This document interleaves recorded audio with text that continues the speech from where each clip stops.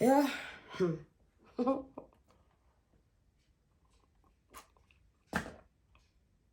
Yeah, no. I think Cupid is responsible. Hello, Balava. I'm back. Hi, faves. Welcome and welcome back to Thrive Out Loud. If you're brand new, please consider clicking on the subscribe button below. Please remember to click on the bell notification so you get notified whenever there's a brand new installment. If you're returning Sabi, Bona, I feel the love and I am happy that you're back for yet another installment. So, lerata ditaba ka nnete. The love, I feel the love. I'm at a loss for words. You guys are interacting. I've received text. I've received DMs. I've received questions. You guys, man, Lena, did star. Now that you're back for a bit more of story time, let's get straight into it. If you haven't watched my first two story times, I'll click them somewhere over here. And once you catch up with those, then you'll be able to basically get an overview, or you'll be able to get a background of where we're at today. Please excuse my voice.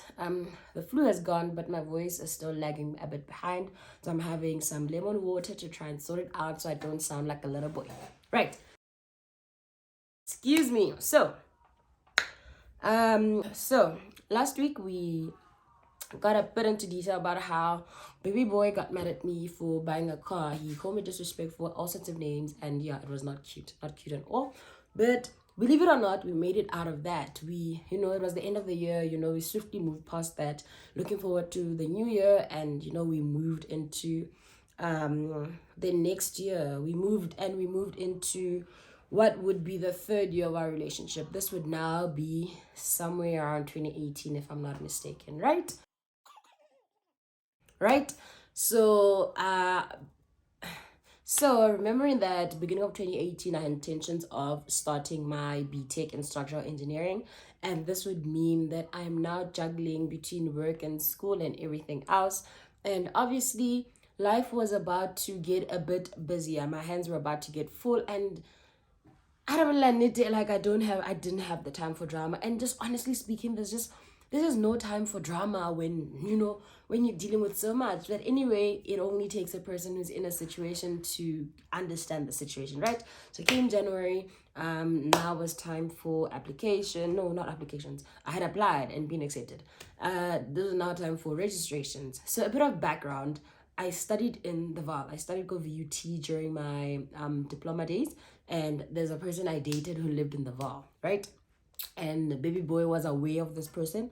Baby boy was seething at the sound of this guy's name, right? So he was not really into the idea of me going to study at VUT, but I had bursary funds left there. They were not willing to give me cold hard cash, so I had to basically study it away. And I was not about to just leave a whole chunk of money there when I can put it to good use. So baby boy tried to convince me to pick another campus, pick another this, but all of that would just add to an already, excuse me, all of that would just add more admin. All that would add all that, no, what am I saying, that would just add more admin that could be avoided, and admin that was not necessary. Obviously I brushed that one away.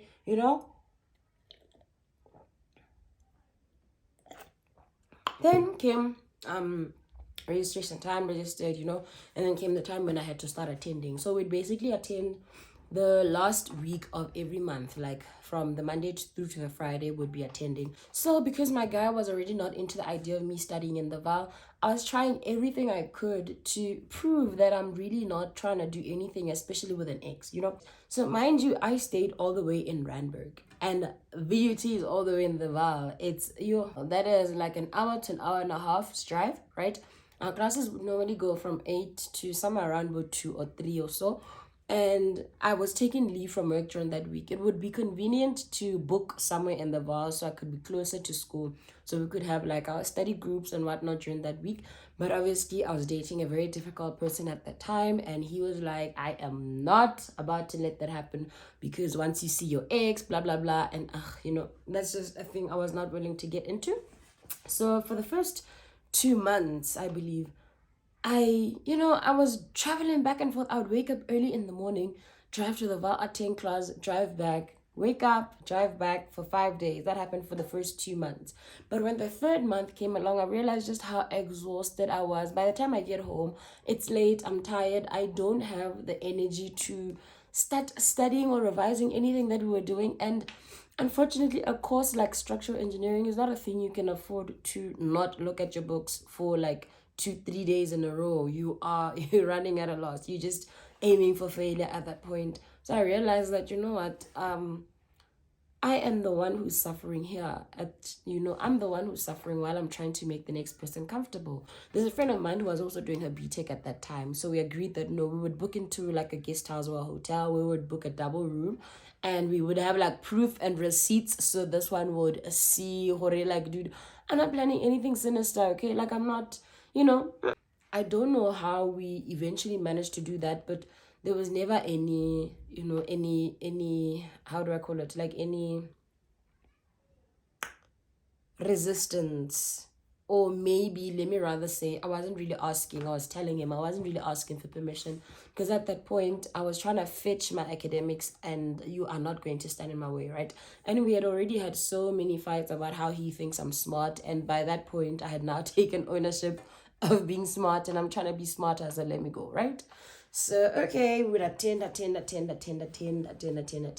But the downside to attending block week, where I'm away the whole week and I'm like, I come back on a Friday afternoon, is that we'd spend the whole entire weekend and the next week trying to figure a way around this one's mood swings. He would be so moody and so angry the whole entire time, trying to sulk and basically make me feel bad about being away the whole week. And needless to imagine, the house would be an epic mess when I come back on a Friday.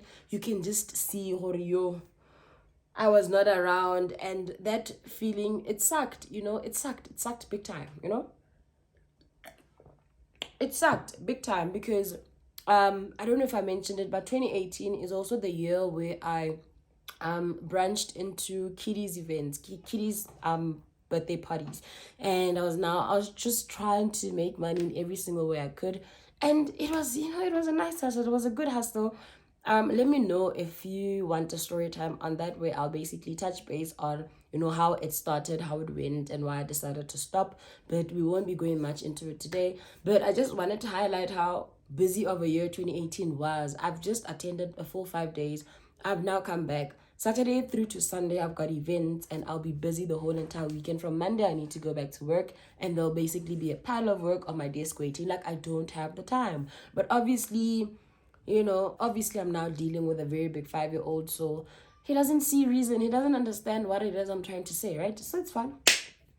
Time went on. And during this time, like, I was so busy. I was so oblivious to, anything and everything. I was only focused on myself, to be quite honest. I had spent so much of my energy, so much of my time focusing on the next person. But that year, I was intentional about focusing on me. And I don't regret it to this day, right? But mind you that in all of that busyness, this is still a person who only goes to the gym, comes back home, goes to the gym, goes to his friends, comes back home. Not once did I suspect anything. Oh, quite honestly, I didn't have the time to be suspecting anything because give me easy. I'm studying into the early hours of the morning. I still need to wake up early. I'm still about, waking up on time, having a whole healthy morning routine. Then I have to work for 8 hours, come back home, that cycle. It becomes draining. I just didn't have time to focus on anything else that, I just, so came somewhere mid-year. His birthday came somewhere during the middle of the year. And I planned something really special. So I booked my friends. Why am I speaking so fast? So I booked his friends and mine into a cute little spot. I had a whole themed cake with a young bodybuilder there. And it was just a vibe. I funded everything, needless to say. And there is, a thing that I did from the goodness of my heart because I'm mad about birthdays. I'm sentimental like that. It's a special thing, even if, maybe things are a bit shaky, but you made it through another year, a year that was not really easy, and we're celebrating you. It's a reminder that you're loved, you're appreciated. But But, some people, all they're capable of doing is take, and they just give nothing back. Anyway, the birthday came, birthday went, and it was a great weekend. Sharp, then everything went back to normal. Then a couple of months later would now be my birthday, right? So remember that our finances are a bit tricky at this point, and baby girl is basically paying for everything, even though I had communicated quite on a number of occasions about how I would appreciate assistance. And I couldn't believe that I'm asking a man to help. Ask a man. You know, I couldn't believe, because according to, what I knew, like, mind you, I was raised by a single mother. I was never exposed to what a man is and what a man does, but I just figured that a man knows what a man must do, but here I am asking a man to do what a man must do. Anyway, it's fine. So now we're down to August, between August and September, because my birthday is in September. We're now somewhere towards the end of the month in August, and live jive, my guy told me about how I can't contribute anything to the house this month end because your birthday is coming up and I'm planning something really special. And I believed him. There I was paying everything on my own, and I'm obviously waltzing into September really excited, because throughout the entire time that we dated, there was never really anything special done on my birthday, right? It was just, we were celebrating him, man. But when it comes to mine, there's always stories and excuses galore, right? But I believed him because I'm a believer, I'm a lover, and Bob the Builder doesn't question anything, right? So So August goes, and my birthday comes, and I remember there was block week sometime before, sometime after my birthday, but like, I know my birthday came, and hey, it was a sour day, it was it was a sour day. And I'm a person who from a young age, and because of the relationship that I've had with my mother, I got into the habit of not celebrating my birthday, celebrating other people and not myself, rather. I got into the habit of almost pretending like it's not happening. Do let me know if you want to know more, or if you want to hear a story about my turbulent relationship with my mother. Let me know in the comment section down below. But as I was saying, the relationship that I had and the upbringing that I'd gotten to a point where I'd gotten used to not celebrating myself and celebrating my birthday. So again, now, I wake up in the morning. This guy promised me last month that, no, I'm planning something special. It's silent, it's sour. Baby boy is not even speaking to me. It's just tense, man. You can slice the tension in the air with a knife. It's so tense. So I'm figuring, okay, maybe he's setting the mood, trying to catch me off guard.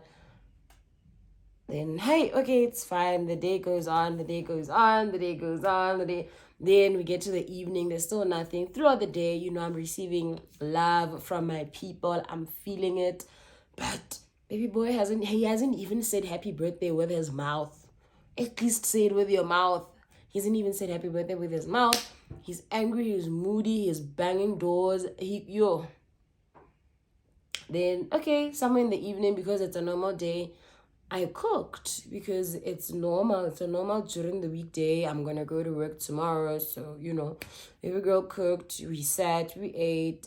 And while we're sitting there, I received a call from, someone I consider a brother to this day. Like, someone I consider Batong Lena. So I receive a call from my brother, So I receive a call from this guy. And he just wanted to wish me a happy birthday. He just wanted to, share some love, some appreciation, making someone feel appreciated and loved on their special day. I know we should give people their flowers like any other random day, but on our birthday, it slaps so differently. So, guy called me to just share some love, wish me well, happy birthday, baby girl, that type of vibe. I didn't even get off that phone call fully before I was combined like this with a wall. Guy had his hands on my throat, and I was now fighting for my life. I was this close to the wall, and I could feel my life just, leaving my body, because at this, like, this guy is more than 3 times my size, okay? And I couldn't understand. I still don't understand. And the thing is, when something is happening and you are first trying to get clarity before defending yourself, you don't understand what's happening, and it's happening. Just because you don't get it doesn't mean it'll suddenly pause so that you can get clarity, right? So at this point, he is hurling insults at me. He is calling me all sorts of names. He is swearing at me. He is still strangling me. He's telling me about how I'm gonna kill you. I'm gonna peel your whole face off. And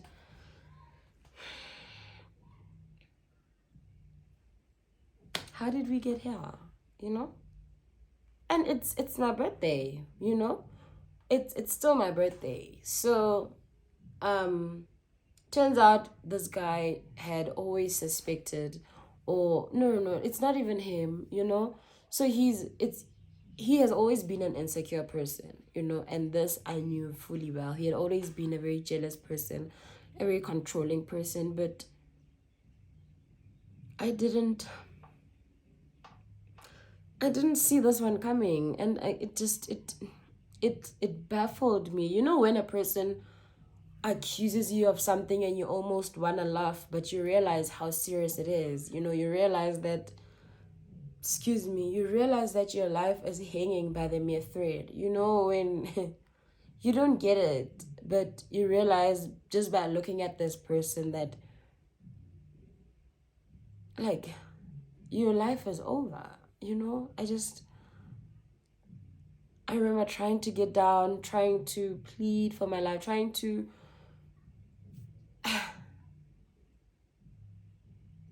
It was almost laughable, but I couldn't laugh because my life. But looking back, I still, you know. So the bottom line of that day is he felt the guilt of not being able to do anything for me. And the fact that someone else was able to do the bare minimum, which he couldn't do, or which he opted not to do, it triggered him, you know, triggered him into thinking he finally caught me. You know, when you feel insufficient, or when you feel like you are in a place you're not supposed to be at, the smallest of things set you off, you know. So for him, I'm assuming he then felt like, oh, so now that I can't do anything for you, your real boyfriend is gonna save the day. Because this guy called and he was like, yeah, let me take you out for lunch. You know, normal everyday people things, nothing sinister to that. But this guy now felt threatened and he reacted in this way. And like, I still, you know, like, I still don't. Mm-mm. Mm-mm. You know? So yeah, then obviously that was that, and yeah, that was not the first time that had happened. That was not the first time he had his hands on me, but that was the last time that he had his hands on me.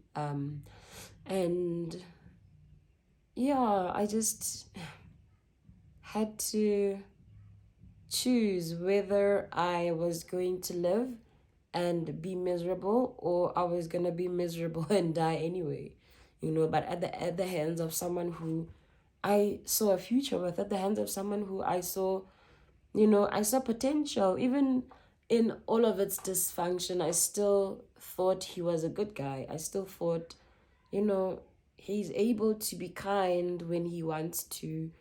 But you know, life just gets weird, man. It gets weird. um he also found me at a time where I was going through stuff, you know. I was going through stuff with my mom, stuff with my dad, and I was at a point, at a very low point. My self-esteem was at an all-time low. My confidence was non-existent. So Even if someone is passing you breadcrumbs, you take them because you think that is all you will ever get. You think this is it, you are not used to getting anything at all. So even when you get the breadcrumbs, you think, let me collect, let me keep them, let me see what I can make out of them. But the truth is, you cannot love someone into being a good person. You cannot love someone's brokenness away. No matter how much you love a person, you cannot unbreak them, and you cannot fix what you didn't break, which is essentially what I was trying to do. Looking at all the years we were together, essentially my end goal was to try and unbreak this person, make him normal. But you cannot fix what you didn't break. I didn't break him, and whoever hurt him almost cost me my life, and especially on my birthday.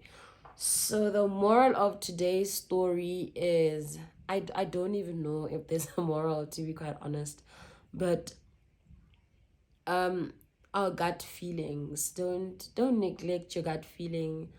Sometimes we, just like I did, get overcome by love. I loved this guy so much, I chose to overlook everything.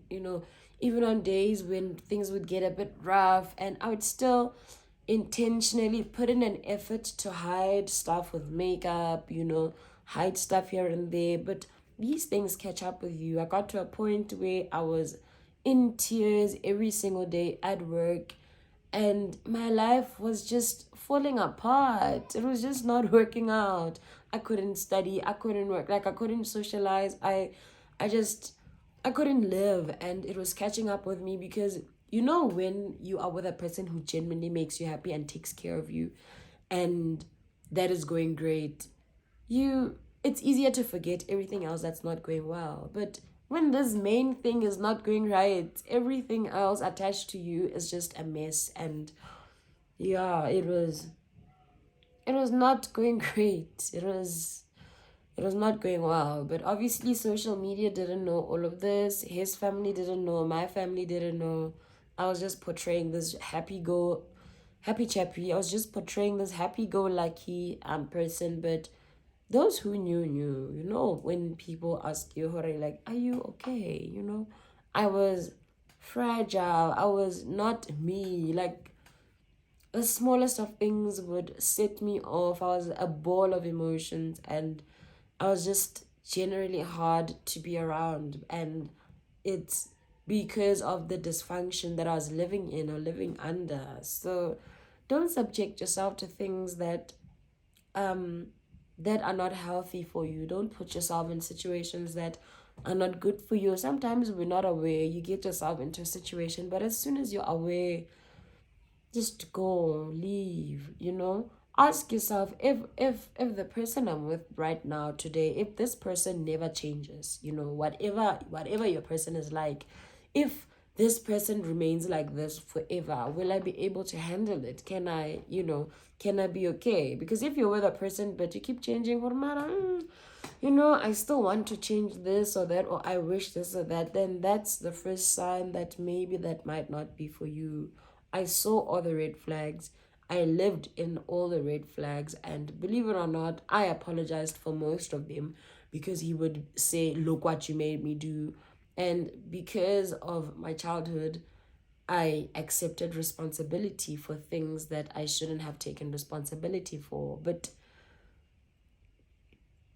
when something is not for you, it's not for you, and it's either you allow God to remove you from them the easy way or the hard way. And knowing what I know now, I don't think I'm interested in finding out what the hard way is in any other situation.